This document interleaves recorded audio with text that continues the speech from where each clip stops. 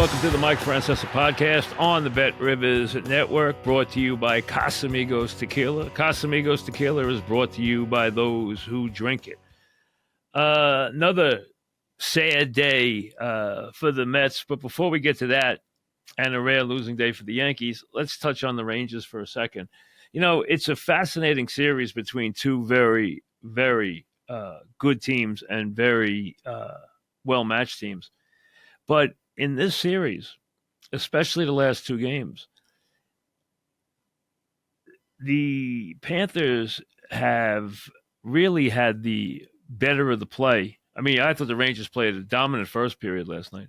But after that, the Panthers had the better of the play, as they did in Game 3 when they wound up losing in overtime. But it's funny. They are able to keep the puck in the offensive zone for long periods of time, but they do not get quality shots. They really don't. You know, Igor's been wonderful, but he hasn't had to make that many great saves because they don't show a lot of accuracy, and actually at times they seem like they can't put the puck on the stick. Their passing is strange. They do an incredible job along the boards, and they are amazing at keeping the puck in. But they do not get quality shots for the number of shots they get. Now, the Rangers, on the other hand, never have the puck in the offensive zone, but when they do go near the net or where they do get a shot, it is always a quality shot. It's almost like every time the Rangers are anywhere near the net, you think they're going to score, because they seem to put every puck on the net. They seem to get a quality shot, even though they're few and sometimes 10 minutes before they get one, 12 minutes before they get one. But when they get one, they almost invariably get a good one. And it was amazing last night. You know, Florida had a million chances to score in the third period. The Rangers had so few, but when the Rangers got the puck down there, they almost scored every time. I mean, it was such a strange thing. And then obviously the thing you never know about, the early turnover. Wheeler had no choice after the bad pass by Zibanejad. He's got to make the play. He does, gets the penalty, and then they get a quick goal. So they tie the series at 2-2. Anybody's series. Doesn't matter where these games are played. It seems like every game is destined not only to be a one-goal game, but to be an overtime game. You've had 3 straight overtime games. Will we be surprised if we had a couple more? We wouldn't. These teams, if they played 50 times, they'd be 25-25. I mean, they're that even. Somebody's going to get their heart broken here, probably in Game 7. And I don't think it matters where the game is. I really don't. I don't think I could see the Rangers winning down there. I could see them winning up here. I don't think it makes any difference. I don't think there's any real edge to home ice. I really don't. They're an interesting team. Although, I tell you, for all their effort, they are not the crispest team offensively. They're really not. They're not nearly as crisp as the Rangers. Now, the amazing thing about the Rangers here is they are 2-2. They could have easily been 3-1 last night. Who knows? Once you get games in overtime, anybody can win. And they are getting nothing out of their big stars. I mean, you know, in this series, nothing from Zibanejad, nothing from Crichton, nothing from Panarin. And they are going to need at least 2 of those 3 guys to come up and make some plays in these last couple of games. It's just logical. It's just logical that you're going to need those guys to come up and make some plays and to get some points and to score some goals. I mean, as dominant as Kreider was in the last series, he has been incredibly quiet in this series. Almost, I would even call him invisible in this series. So fascinating to watch. It really is. And I think the Rangers have the slightest of edges because they got the better goaltender. That's the only thing I could come up with. But it's fascinating to watch. It's wonderful, exciting playoff action. It really is. It's terrific to watch. It really is. And I'm looking forward to the next couple of games. I really am. All right, let's get to baseball. NBA stays alive. Minnesota has a habit of winning on the road. Dallas got 2 more swings at it to join the Celtics in the final. Excuse me, 3 more swings at it. It's game 5 coming up. Mets drop a double dip, lose the first game, which they shouldn't have lost. I mean, lose it in Met fashion, which means ugly. 2-0 lead. Get a great start. They get a run in the 8th. They shouldn't get. They get a run in the 9th. Mets should have won it. Can't get the run home. They get, obviously, Freddie Freeman, who's a Met killer, jumps into the action in the extra innings. They win 5-2. Mets are nowhere in the second game. Get blanked in a nothing second game. Seemed like there were more Dodger fans than Met fans in the building yesterday. I mean, it seemed like it was a Dodger crowd. Mets have blown 7 saves in the month of May. I don't care what nonsense Cohn gives you. I don't care what nonsense Stearns gives you. The idea that this team is still in a pennant race or is somehow can possibly make the postseason this year is the most outrageous comment. I would say right now, I would ask one of them right now, explain to me your strength. Give me your strength as a team. They don't have a strength as a team. Zero. They have no strength as a team. Diaz is lost right now. He can't close the games. Senga probably, if he does pitch this year, you'll see him in a cameo. I'm not even sure he's going to pitch this year. There's no timetable. He was hurting last week. They had to shut him down. He's not even close to pitching. I'd say right now you have a better chance he doesn't pitch this year than he does. Their defense is shoddy. Their offense is just, asleep half the time. Now they can't close a game. Early in the season, they pitched well, except they walked too many guys. They've missed the catcher, who is a legitimate player, legitimate good young player. They've missed him a lot. But now they're 10 games under 500. They're 22-32 for the first time this year. They forget the division. Braves, even with the loss of Acuna, are light years better. Phillies are having a huge season. Mets have to climb over 6 teams to get the wild card. 6 teams. Okay, there's only 2 teams behind them, Colorado and Miami. They're already 6 out, and it's May. They're already 6 out in the wild card. That's enormous to be 6 out in the wild card in May. And they'd have to jump over 6 teams to get into contention. I mean, it's not happening. I would say there's very little chance they ever see 500 again this year. Ever. To me, they're going to get worse rather than better. And they're going to start pairing some of these people off. They're going to send some guys packing. Because what is their nucleus now? What is it? Senga, yes, but he's out probably for the season. Lindor, yes, but having a nightmare season. Nimmo, yes, and playing okay, not great, but okay. Diaz, but right now, completely lost as a performer. Can't even close the games. You don't know about Alonso. They're an old team. They have no exciting young players now except for the catcher, and he's hurt. They don't have anybody to hang your hat on where you say, oh, here's the superstar in the minors who's on his way. That's not there. Yes, they have all of Cohn's billions, and he has plenty of those. Last count somewhere around $17 or $18 billion. So he's got plenty of money. But they are as far away from contention as they could possibly be right now. As a matter of fact, there's not many teams in the majors that you would put in worse condition than the Met team is right now.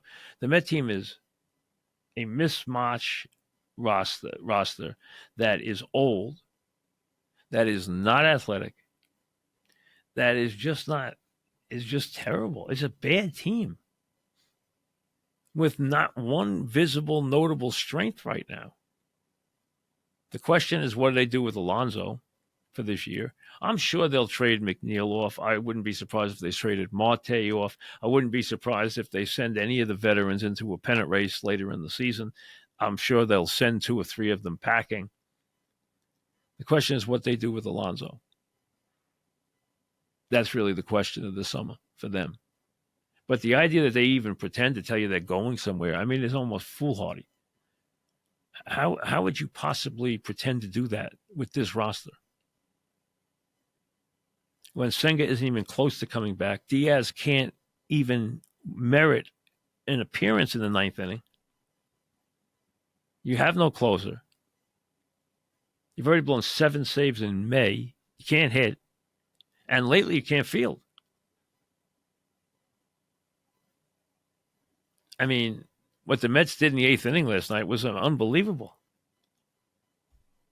They had 3 double play balls and couldn't get 3 outs out of 3 double play balls. I mean, 3 double play balls, and they could not get 3 outs out of the 3 double play balls. Forget getting double plays, they couldn't even get 3 outs. Then on top of that, Cone, who's trying to revitalize that whole area and with his buddies from Hard Rock build a casino, he gets hit right between the eyes with a 2x4 by State Senator Jessica Ramos, who says she will not introduce legislation which is needed to further that project and for make them a viable project for a casino, because the land has to be rezoned and they need legislation to do it, to move it from parkland to commercial real estate. She says she is not doing it. She will not introduce legislation. And he makes the statement that a typical billionaire makes: I'll go around her. And she said, don't even try it. Don't even think about it. It's not happening. Don't even think with your billions that you're going around me, because you're not. She says 80% of our constituents don't want a casino. We're not putting one here. Case closed. So while he's bombing on the field, now he's bombing off the field. Because even with all his money and what he presumes is all his political power, carrying those politicians around like so many nickels and dimes, she tells him, sorry, buddy, no go. We're not introducing legislation. My constituents don't want a casino. They don't want to be anywhere near a casino. So how ironic would it be that the Yankees, and you know Yankees through legends, are in the midst of trying to partner up and put a casino in Staten Island. So they're in one of the bids themselves.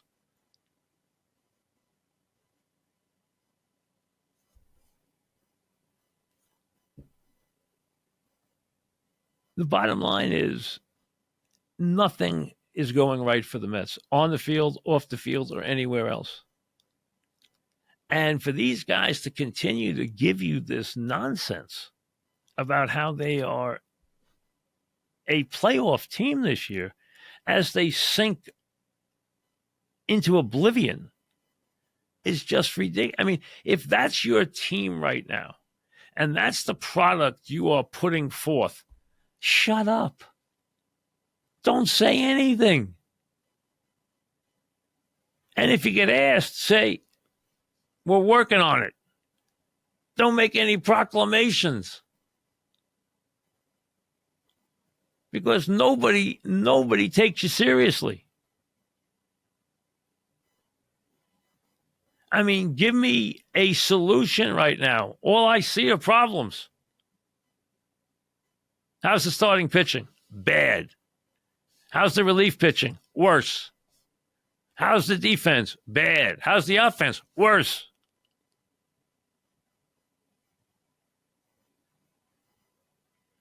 The Mets scored 2 runs on, I think, 7 hits. I don't want to cheat him out of a hit. I think 7 hits in the doubleheader yesterday. Might have been 6, but I think it was 7. They got 3 in the second game.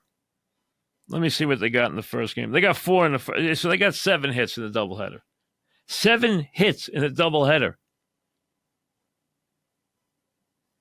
2 runs. 7 hits. They got 2 runs in the second inning of game 1, and then they put up Ziggy's in the last 7 innings of game 1, and of course 9 innings. So they put up 16 straight zeros. And the Dodgers came in having lost 5 games in a row. And they were about to lose game 1, except the Mets decided to put a bow on it, wrap it up, and give it to them. And they didn't have to give it to him once. They had to give it to him like 3 or 4 times before the Dodgers would take game 1.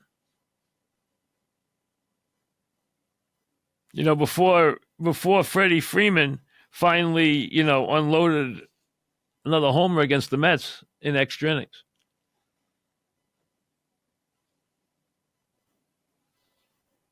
I mean, that Dodger lineup after the big 3 is, not pretty right now. Not pretty at all. They got a lot of guys hitting 100 at the bottom of the lineup for the Dodgers. But this Met thing, folks, it's going to get worse before it gets better because we haven't even hit June yet. And there is already a complete apathy over the entire organization. The people who are coming to the ballpark are rooting for the other team. And you're going to have this Yankee team, which has got 3 guys. There's 10 players in the major leagues who have 13 homers or more. The Yankees have 3 of them in the lineup. And 2 of them were going to battle along with Ramirez and maybe Tucker for the MVP in Judge and Soto. We're both having monster years.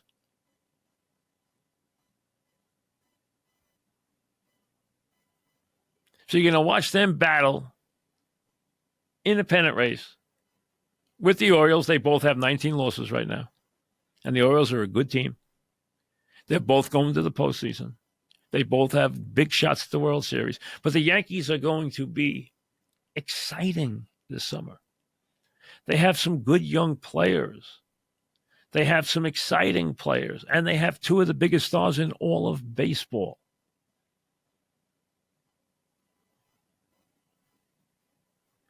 And you're going to be able to have archery practice at Citi Field all summer long. This hasn't even started to be, this isn't even the tip of the iceberg yet this summer.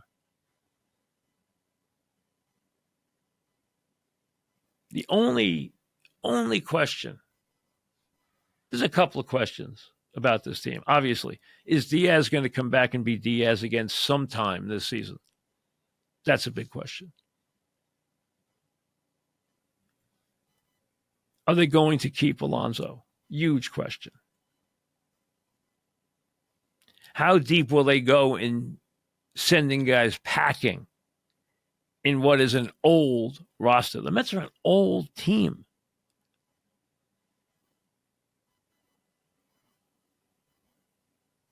And, you're supposed to take Beatty and, as a prospect. Listen, I don't want to beat on him. But come on. Once in a while, he hits a long ball. I mean, really. I mean, they haven't showed you anything exciting. They don't have anybody that that bring you to the ballpark. as far as a prospect goes or a youngster goes. And yes, they have to develop that way. This whole thing that we're going to develop a championship core that'll last for many, many years. Really. But we consider ourselves a contender in 2024. You can say that with a straight face. With this team that is already 10 games under 500 and is just putrid. I mean, it's no fun to watch. It's ugly. It's boring. It's anything, any bad adjective you want to use, you can use to describe this ball club. That's how bad it's gotten. And we haven't even hit the summer yet. Forget the dog days. Can you imagine that place in August? Can you imagine that place in August while the Yankees are playing a 3-game or a 4-game stand against the Orioles? I told you, he is going to experience what it's like to have a franchise that no one even knows exists because of the shadow the Yankees are going to cast this summer. This is going to be the worst of it. This is going to be like the days you've experienced. The Wilpons had to live through when the Yankees were just rock stars. And nobody gave a care about the Mets.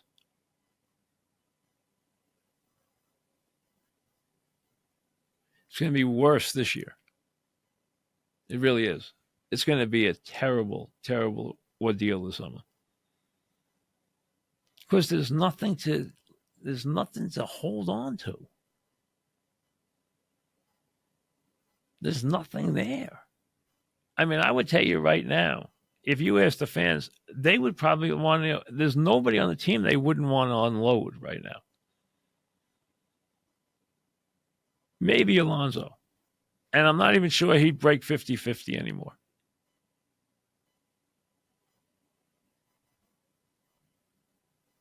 But some of these guys have soured so much. To me, McNeil personifies what the Mets are now.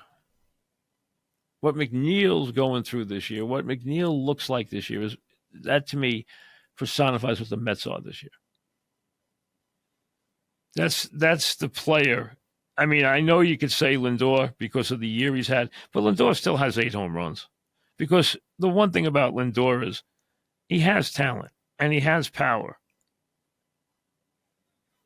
I mean, he does have 8 home runs at this point of the season, which, still puts him in the 20s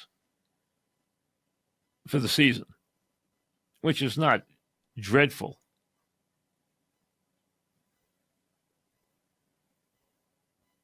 I mean, McNeil's coming off a couple of recent homers. So that gave him 3 for the season. He hit 2 homers in his last 25 at-bats. But for the year, I mean, he's got 14 RBIs and 200 at-bats. I mean, it's scary how bad he's been. And this guy, he's not a bad player. He got 220 batting average, a 300 on-base percentage, a 300 slugging percentage. He's better than that. He's better than that.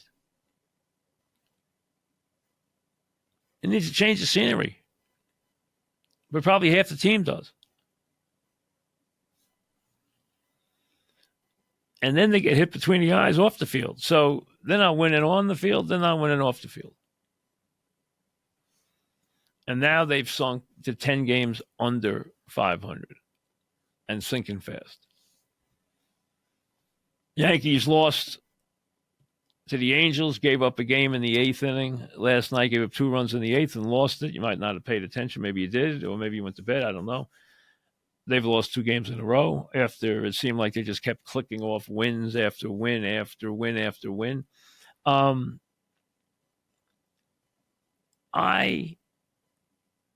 have said to you from the start of the year, I don't trust Holmes. The Yankee pitching staff has overachieved to this point in the season. It really has, especially when you count what some of the young starters have done.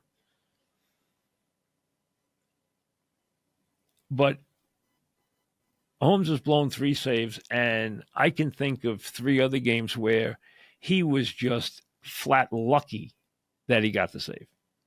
Flat lucky.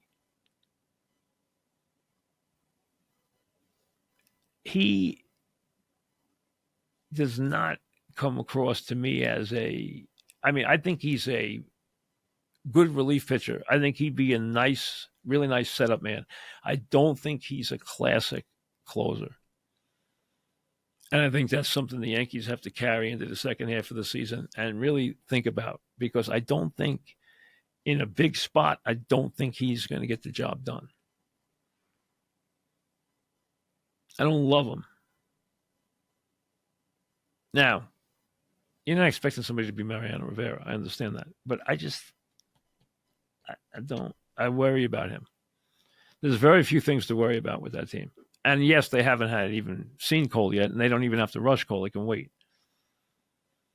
And, their power numbers are what you'd always like to see from a Yankee team. I mean, they're hitting home runs. You're getting it from the left side. You're getting it from the right side. You're getting balance in the lineup. Judge has 17. Soto has 15. Stanton has 13. Verdugo's done a nice job. Volpe's done a nice job.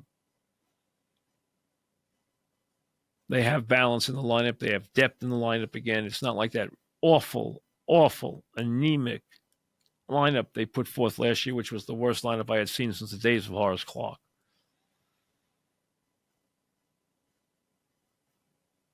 Do I think they're a great team? No. I think they're a solid team. Are they going to win 95 games? Probably. I think they're going to win somewhere between 90 and 95 games. I don't think they're as good as they've played. But I think Soto and Judge, obviously, and especially if you have Stanton doing anything, then that lineup has, that lineup has the ability to terrorize people. Because when you have 2 guys who are, as good as Judge and Soto, those are 2 of the 3 best hitters in baseball. You don't want to see them at the plate. Power. They get on base. They both have, they're both at 1,000, at 1 with the OPS. A Judge leads majors. I think Soto's 4th or 5th. I like what Verdugo has brought. I think he's a Yankee Stadium player. I think he fits in well.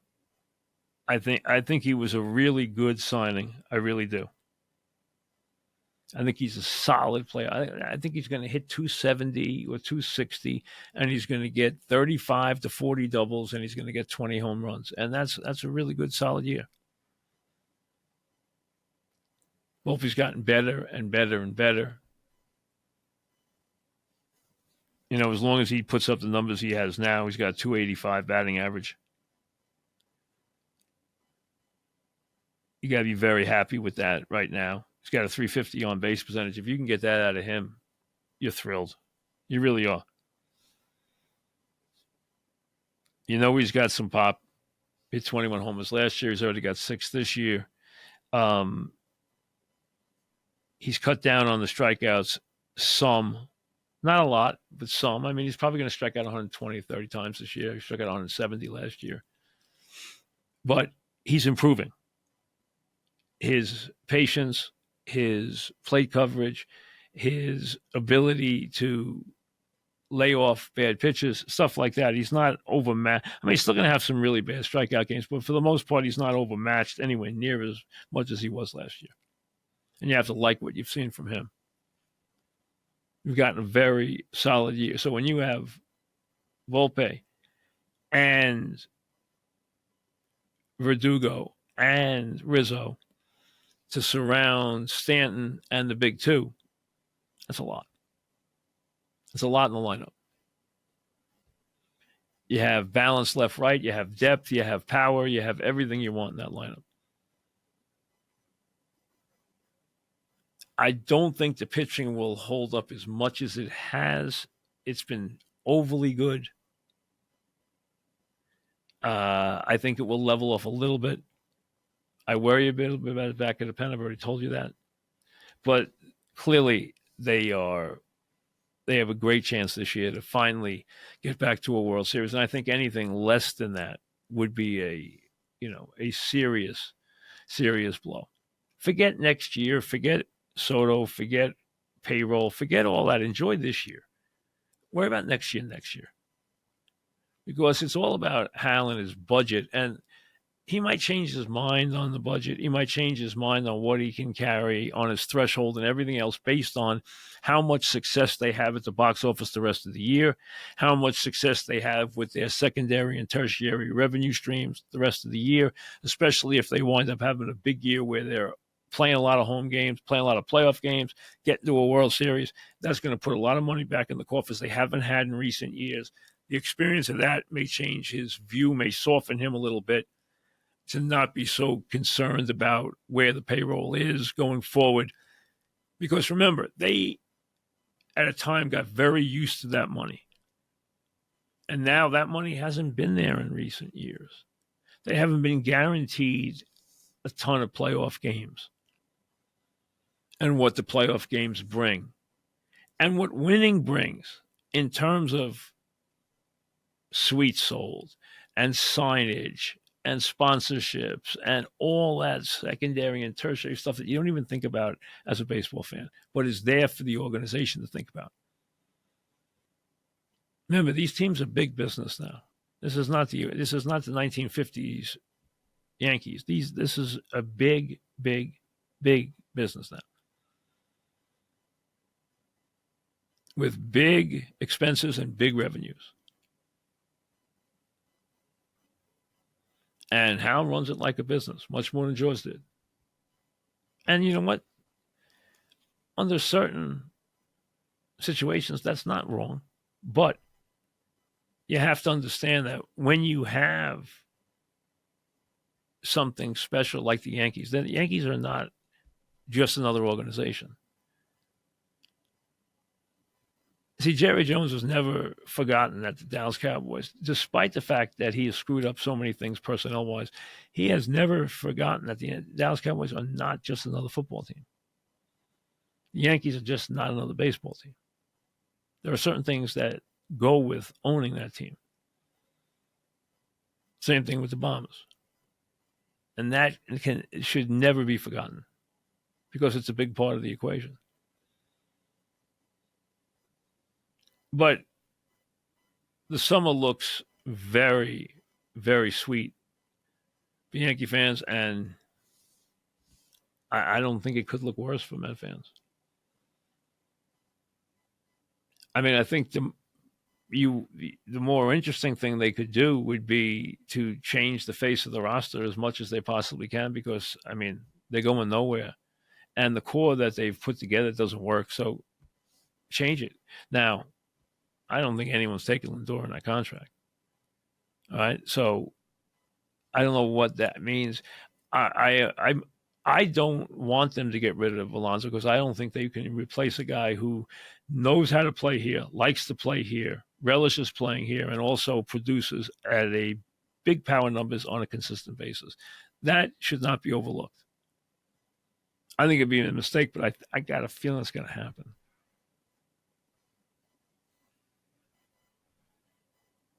I really do.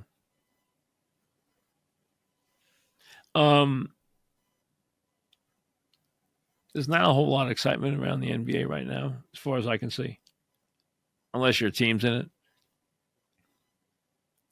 You know what interests me is off this year, I think LeBron still has a year or two left. I mean, he put up really good numbers this year, stayed relatively healthy, and really was very consistent considering his age. I mean, remarkable what he does at his age. I'd like to see him go to the Sixers because now, is it going to make the Sixers better? Yes. But I'd like to see those three play together. That would be interesting. And they can afford them. I think that would spice things up. I think it would. So, I'd like to see that. And, hey, Knicks offseason is going to be very interesting also on a lot of different levels. But I could see that happening. I really could. Let's see if it does. Because they can actually give him a contract where he's not going to lose any money. Because right now he's got, big money coming to him from the Lakers who are willing to give him a 3-year deal. He's got a year left at like player option at like $51 million, I think it is. Not that he needs the money. All right, let's get to some emails before we say goodbye. Now, send your emails to Mike Francesa Podcast at gmail.com. Of course, the program, as always, brought to you by Casamigos Tequila. Casamigos Tequila is brought to you by those who drink it. And remember, in these summer months, imbibe responsibly. All right, here we go. Mark.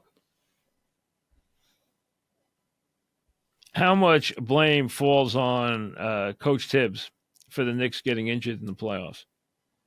He's known to get his players to give their all. Is that too much on the bodies of NBA players? This comes up a lot. Is he demanding? Yes. Does he ask more than some other coaches? Yes. But that's what you love about this team is the intensity and the toughness and, just their all-out play to go after every loose ball, to go after every offensive rebound, to play with a spirit and a intensity that you don't see in a lot of teams. Does that lead them to breaking down? Possibly, but I personally wouldn't want it any other way.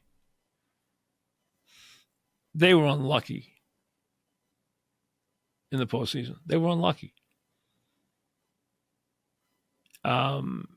You cannot sit players out and think you're going to protect against injuries. You don't know when an injury is going to happen or not happen.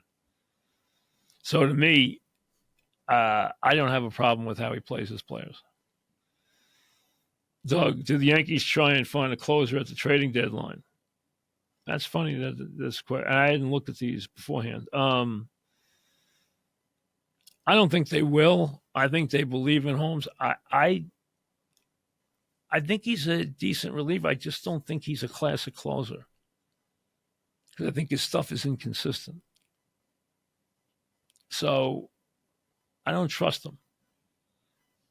But you know what? I might not trust the next guy. It's hard to find the guy. If they could go get Mason Miller right now from the A's, do it. Okay, that guy's unbelievable. He's electric. But I don't think it's happening. Jason, if you were starting an NBA franchise,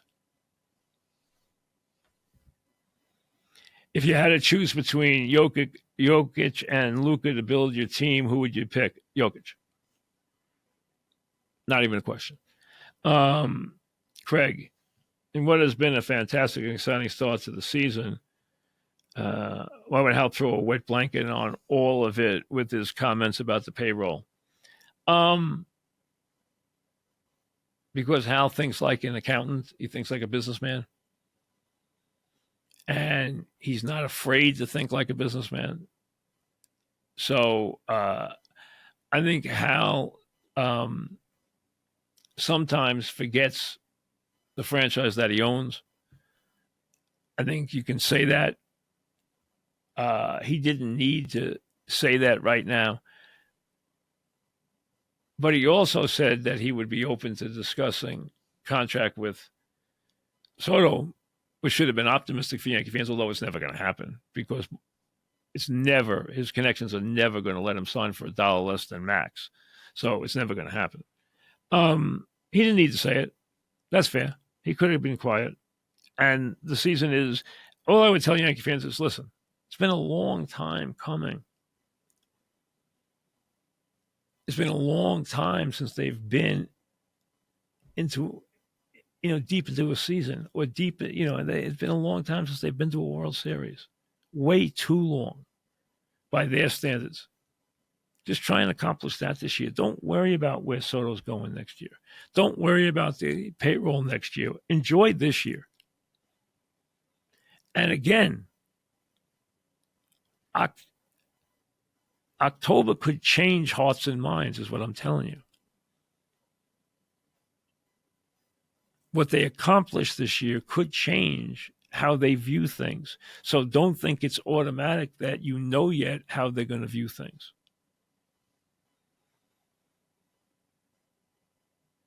What are your thoughts on Judge moving to first base next year as Rizzo's contract expires?